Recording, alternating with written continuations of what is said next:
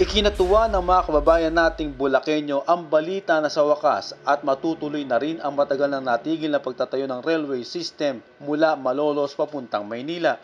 Sa programang Get Straight with Daniel Rason, sinabi ni Department of Transportation Undersecretary Cesar Chavez na umpisa na ito sa susunod na taon. Yung Manila to Malolos, magsisimula na ang construction dyan next year. Ang procurement ng mga magiging contractor sisimulan ngayong taong ito. Yung general consultant, ikukunin na natin in the next 3 months. At yung pera dyan ay nagkapirmahan na, meron na mula sa Japan.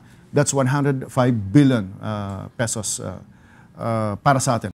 Tiniyak ni Yusek Chavez na tatapusin ang proyekto sa ilalim ng Duterte administration.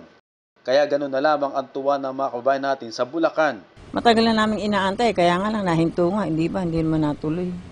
Lahat kami excited na. Para mapabilis yung mga pasahero na makarating sa kanilang paroroonan, walang hassle kung baga. So less time, less traffic pag mas maibalik yung tren. Ang presyo po ng pasahe nun, 45 centavos.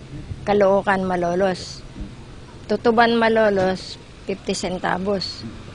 Pero medyo mabilis din po ang takbo ng pagluwas. Pero kung may masaya, meron namang nangangamba na mababawasan ang kanilang kita, gaya ng mga driver ng pampasaherong van. May apekto sa amin to dahil sa hina ng biyahe namin dito. Taong 2004 pa nang umpisang buhayin ang linya ng tren ng Philippine National Railway sa Malolos.